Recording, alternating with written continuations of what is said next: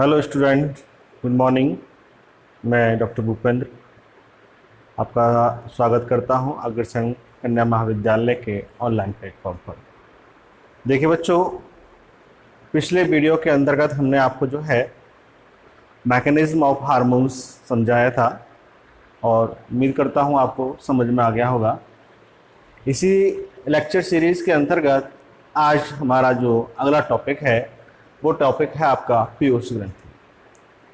देखिए, आज हम यहाँ पीयूष ग्रंथि के स्ट्रक्चर और development, it means structure of pituitary gland and development of pituitary gland, इन दो टॉपिक को डिस्कस करेंगे।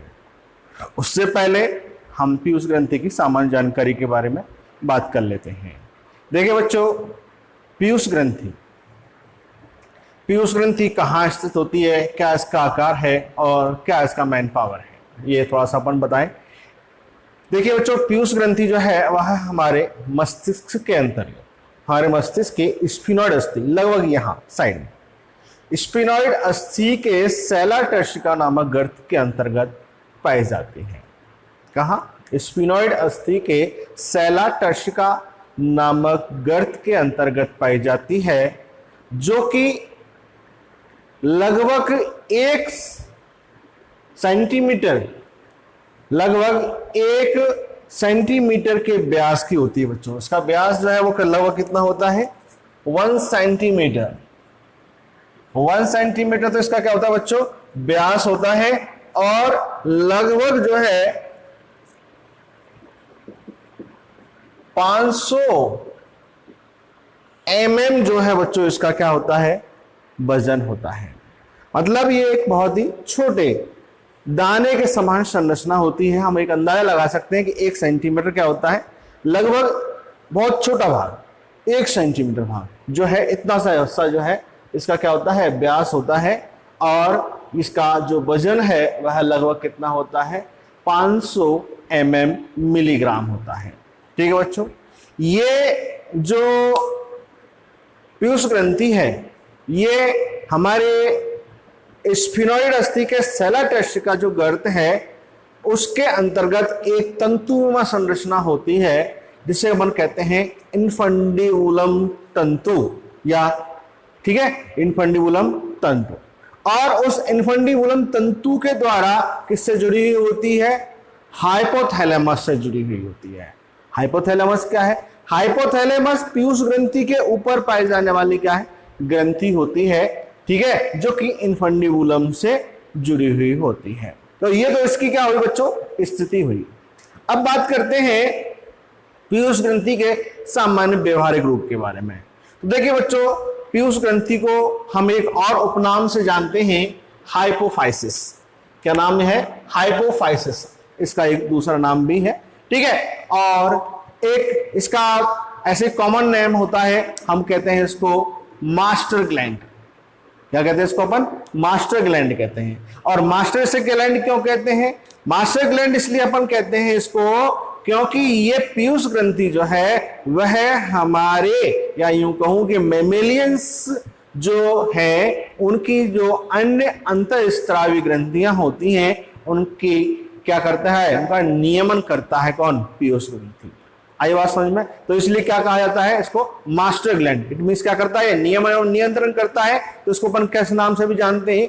पीयूष ग्रंथि को मास्टर ग्लैंड के नाम से भी जानते हैं। दूसरी बात है कि एक तरफ तो पीयूष ग्रंथि जो है वह अन्य अंतःस्त्रावी ग्रंथियों का नियमन करती है, और दूसरी ग्रंथि ऐसी ग्रंथि है जो खुद पीयूष ग्रंथि का भी क्या करती है? नियमन एवं नियंत्रण करती है। और वो ग्रंथि कौन सी बच्चों?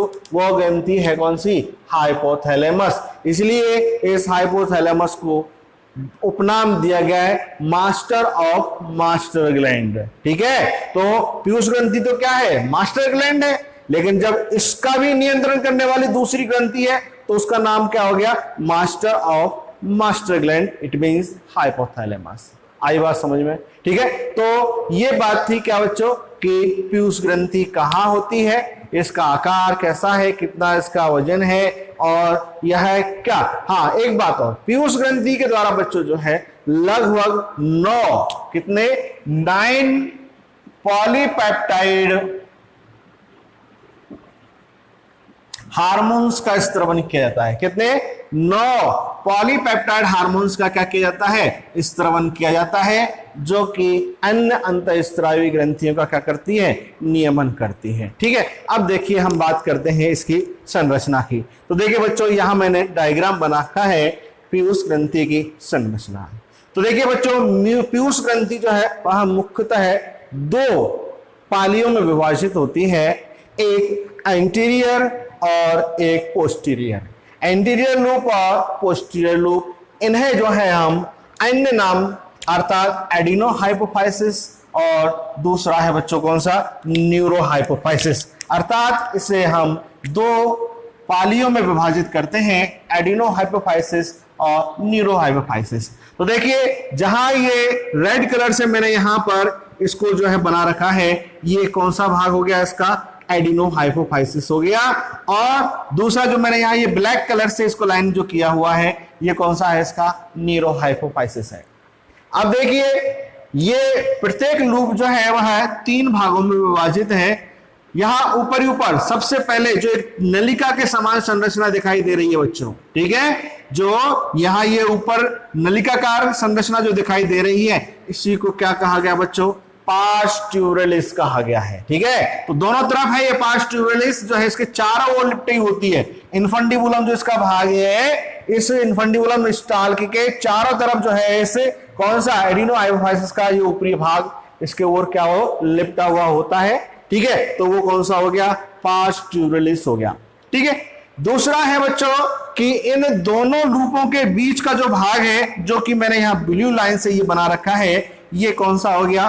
Parse intermediate. तो देखो, ट्यूब लाइक स्ट्रक्चर जो कि इस इन्फंडिबुलम के चारों ओर लिपटी हुई होती है, तो वो कौन सा हो गया?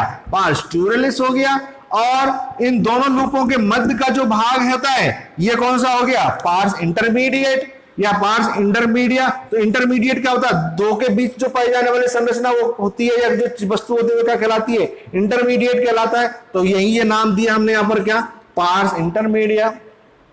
इसके बाद इसका जो लास्ट वाला भाग होता है, पोस्टीरियर एंड होता है या पोस्टीरियर पार्ट होता है एडिनो हाइपोफाइसिस का, वह है क्या है? Parse distalis. डिस्टेलिस मतलब दूरस्थ, पार्स डिस्टेलिस मतलब दूरस्थ भाग किसका? एडिनो हाइपोफाइसिस का। तो ये कौन सा हो गया? इसका तीसरा भाग हो गया बच्चों, कौन सा? Pars distalis. इसके अलावा यहां पर एक और संरचना, एक क्लिफ्ट पाई जाती है, एक विशिष्ट संरचना होती है, खाली रिक्त स्थान सा इसके बीच में पाया जाता है। इसका क्या नाम दिया गया है? क्लिफ्ट बोला गया है। आया समझ में? ठीक है, तो ये संरचना हो गई किसकी? इसके एक पार्ट की, एंटीरियर पार्ट जिसको हमने कहा है एडिनो हाइपोफाइसिस, और एडिनो हाइपोफाइसिस के 3 भाग हो गए। अब इसी प्रकार से यहां दूसरी पाली है आपकी पोस्टीरियर। ठीक है, पोस्टीरियर लूप। तो पोस्टीरियर लूप को नाम क्या दिया गया बच्चों? Neuro hypophysis. क्या नाम दिया गया है? Neuro hypophysis. और न्यूरो हाइपोफाइसिस के भी यहां 3 पार्ट है। पहला है यहां पर बच्चों कौन सा? पहला है मीडियन एमिनेंस। तो देखिए मीडियन एमिनेंस क्या है? देखिए बच्चों, यहां पर ऊपर लिखा हुआ है क्या? हाइपोथैलेमस। इट मींस यहां पर ये गर्त है, इस गर्त के अंतर्गत ये क्या? सेलाटर्स का गर्त के अंतर्गत ये क्या पाई जा रही है? पीयूष ग्रंथि पाई जा रही है। तो इस गर्त के अंतर्गत ये लटकी हुई है क्या? पीयूष ग्रंथि। तो लटकी हुई है इस भाग से, इन्फंडिबुलम से। ठीक है, तो इस इन्फंडिबुलम के ऊपरी भाग जो है, जहां पर ये 2 भागों में विभाजित होता है, ये 2 शाखाएं हैं, तो यहां पर ये क्या है? इस प्रकार से हाइपोथैलेमस होता है ये। ठीक है, तो यहां पर जो 2 भाग है, 2 शाखाओं में विभाजित होता है। मीडियन भाग मतलब मीडियन एमिनेंस, मध्य विदर, विदर मतलब खांच। तो ये जो खांच नुमा भाग दिखाई दे रहा है, ये इसका कौन सा भाग हो गया? Median eminent. ठीक है, मीडियन एमिनेंट मतलब मध्य दरार या विदर। आपका इसको हिंदी में लिखेंगे क्या? कि मीडियन मतलब मध्य दरार किसकी? यहां हाइपोथैलेमस। इन दोनों लूपों के मध्य की जो दरार है वो क्या कहलाती है? मीडियन एमिनेंस कहलाती है। पहला पार्ट हो गया। दूसरा है यहां पर कि इसका इन्फंडिबुलर स्टाल्क। तो ये जो स्टाल्क है, स्टाल्क मतलब छड़नुमा संरचना। ठीक है, स्टाल्क। ठीक है, तो ये इसमें जो है यहां इसके लटकी हुई रहती है और ये इसके चारों ओर लिपटा होता है। तो ये कौन सा हो गया? इन्फंडिबुलम। इन्फंडिबुलम से निर्मित इन्फंडिबुलम इनफंडिबुलर स्टाल्क, तो ये एक तंतुकीय संरचना के रूप में यहां होता है, जिससे ये लटकी हुई रहती है, तो ये मध्य भाग ये हो गया। और तीसरा भाग है इसका पार्स नर्वोसा, जो कि इसका एक तरह से न्यूरोहाइपोफाइसिस का अंतिम सिरा होता है, जिसे अपन क्या कहते हैं, पार्स नर्वोसा कहते हैं। आया समझ में? ठीक है, तो इस प्रकार से बच्चों ये यहां पर जो है पीयूष ग्रंथि की पूरी संरचना को यहां पर ये क्लियर करता है। ठीक, अब देखिए बात करते हैं यहां पर कि यहां ये जो संरचना है, इस संरचना का किस प्रकार से निर्माण होता है। तो टॉपिक है आपका डेवलपमेंट ऑफ पिट्यूटरी ग्लैंड। तो देखिए बच्चों, वैसे तो जो है सामान्य रूप से सभी जो अंतःस्रावी ग्रंथियां होती हैं, ये डेवलपमेंट के रूप में कैसी होती हैं, एक्टोडर्मल होती हैं बच्चों। कैसी होती हैं? एक्टोडर्मल होती हैं। इट मींस एक्टोडर्म से परिवर्तित होती हैं ज्यादातर अंतःस्रावी ग्रंथियां, और उसी क्रम में हमारी जो पीयूष ग्रंथि है यह भी किससे डेवलप होती है, एक्टोडर्म से ही परिवर्तित होती है। तो देखिए यहां पर क्या होता है कि इसका डेवलपमेंट किस प्रकार से होता है, कौन सी संरचनाओं से होता है, वो मैं आपको बता रहा हूं। तो देखिए बच्चों, जो ये गर्त है, ठीक है, ये जो क्या है, गर्त है, ये कौन सा गर्त है, ये अपने सेलाट्रस्ट का जो गर्त है, इस सेलाट्रस्ट का गर्त के अंतर्गत ये जो हिस्सा है, ये मस्तिष्क का हिस्सा है। ये कौन सा है? ये ब्रेन है बच्चों। ठीक है, तो ब्रेन का यहां पर इस पार्श्व सतह पर यहां पर क्या पाया जाता है, रैत के पाउच पाया जाता है। क्या पाया जाता है? रैत के पाउच पाया जाता है। तो इस रैत के पाउच, ये बच्चों ये इस प्रकार से परिवर्तित होता है। ये रैत के पाउच है, और ये रैत के पाउच जो है इस प्रकार से यहां पर परिवर्तित होता है। ठीक है, अब यहां पर इस प्रकार से जब परिवर्तित होता है, तो यहां पर क्या होता है बच्चों कि जो इनफंडिबुलम होता है, ठीक है, जो इनफंडिबुलम होता है, ये इनफंडिबुलम इसकी सतह से आकर यहां पर क्या है, जुड़ता है। ठीक है, इनफंडिबुलम किससे आकर जुड़ रहा है? इस रैत के पाउच की सतह से आकर यहां पर जुड़ रहा है। तो देखो यहीं से अपन को समझना है, दो बातें हैं, एक तो कौन सी है, रैत के पाउच, और दूसरी कौन सी है, इनफंडिबुलम। ठीक है, तो रैत के पाउच और इनफंडिबुलम जो है, इन्हीं से हमारी दोनों पीयूष ग्रंथि के जो लूप हैं उनका परिवर्तन होता है। तो देखिए कैसे होता है, आगे क्या होता है बच्चों कि रैत के पाउच जो है वो इस प्रकार से कन्वर्ट हो गया ये ठीक है, और इनफंडिबुलम जो है ये इस प्रकार से यहां पर इससे परिवर्तित हो गया। आया समझ में? यहां तक देखो, फर्स्ट डायग्राम ये हो गया, दूसरा ये हो गया, तीसरा ये हो गया, और ये क्या हो गया, चौथा हो गया। तो प्रारंभिक रूप में इस प्रकार से रैत के पाउच दिखाई देता है, फिर इससे इनफंडिबुलम यहां पर इस प्रकार से जुड़ता है, और जुड़ता है तो उसमें क्रमिक परिवर्तन होते हैं बच्चों। तो यहां पर ये रैत के पाउच इस प्रकार से यहां परिवर्तित हो गया। ठीक है, अब देखिए ये रैत के पाउच है, और ये इनफंडिबुलम था, जो मैंने यहां पर रेड लाइन से यहां पर इसको बता रखा है। अब इनके बीच, मतलब जो यहां रैत के पाउच और इनफंडिबुलम के मध्य का जो हिस्सा है, ये जिस सतह से ये जुड़ता है, दोनों जो सतह जिस भाग से जुड़ती हैं, जिस जगह पर जुड़ते हैं दोनों, यही जो हिस्सा है ये आगे चलकर किसका निर्माण करता है, पार्स इंटरमीडिया का। किसका निर्माण करता है, पार्स इंटरमीडिया। इट मींस जो दोनों लूप है हमारे, कौन से, न्यूरोहाइपोफाइसिस और एडिनोहाइपोफाइसिस, इसके मध्य का जो भाग है, ये जो मैंने ब्लू लाइन से यहां पर व्यक्त कर रखा है, ये किसके रूप में परिवर्तित होता है, पार्स इंटरमीडिया के रूप में, मध्य भाग के रूप में। तो ये जो रैत के पाउच है, ये तो आगे चलकर किसका परिवर्तन कर लेता है, एडिनोहाइपोफाइसिस का। ठीक है, और जो ये इनफंडिबुलम होता है बच्चों, ये इनफंडिबुलम आगे चलकर या इसमें क्रमिक परिवर्तन होते हैं, और उससे किसका परिवर्तन हो जाता है, न्यूरोहाइपोफाइसिस का परिवर्तन हो जाता है। इट मींस समझ में आ गया होगा कि जो पिट्यूटरी ग्लैंड है, इसका जो परिवर्तन है वह मस्तिष्क के जो रैत के पाउच होता है वहां पर होता है, सेलाट्रस्ट का गर्त के अंतर्गत होता है, एक्टोडर्मल परिवर्तन होता है, और इसके अंतर्गत दो मुख्य संरचनाएं हैं, एक तो है रैत के पाउच और एक क्या है, इनफंडिबुलम।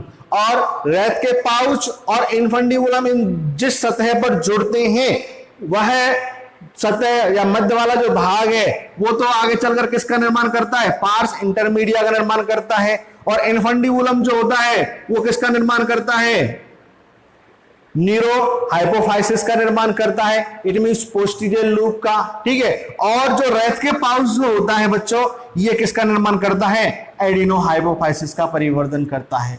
तो इस प्रकार से ये दोनों संरचनाएं जो हैं, ये दोनों जो लूप हैं उनका परिवर्तन करती हैं, और ये दोनों संरचनाएं जिस सतह पर जुड़ती हैं उस सतह के द्वारा इन दोनों लूपों के मध्य भाग, इट मींस पार्स इंटरमीडिया का परिवर्तन होता है, ठीक है। और इस प्रकार से यहां पर इस पिट्यूटरी ग्लैंड का परिवर्तन कंप्लीट होता है, ठीक है। इसके आगे हम जो है इसका नेक्स्ट टॉपिक है वो हम नेक्स्ट वीडियो में देखेंगे। तब तक के लिए थैंक यू। और चाहे तो आप इसका एक बार स्क्रीनशॉट भी ले सकते हैं। मैं इसको अभी थोड़े कुछ समय के लिए छोड़ रहा हूं। तब तक के लिए, अगले वीडियो तक के लिए गुड बाय, थैंक यू।